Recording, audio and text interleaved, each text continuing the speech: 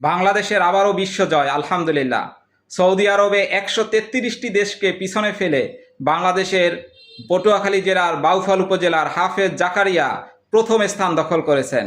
133টি দেশকে পিছনে ফেলে, 133টা দেশের প্রতিযোগীকে পিছনে ফেলে এই যে সম্মান অর্জন করছেন, প্রথম স্থান দখল করছেন, এটা আমাদের জন্য বড় গর্বের এবং সম্মানের।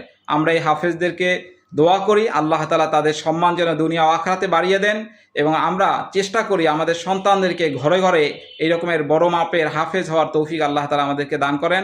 আমাদের সন্তানদেরকেও কোরআনের হাফেজ বানানোর তৌফিক দান করেন, এবং তাদের কাছেও আমরা দোয়া চাই, তাদেরকে মন ভরে আমরা স্নেহ করি, শ্রদ্ধা করি তাদেরকে।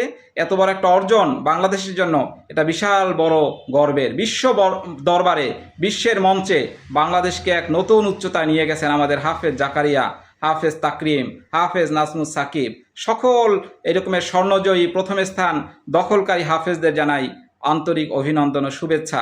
তোমাদের জন্য দোয়া রইল, আল্লাহ তাআলা তোমাদের মঙ্গল করুক, দুনিয়া ও আখিরাতে সম্মানিত করুক।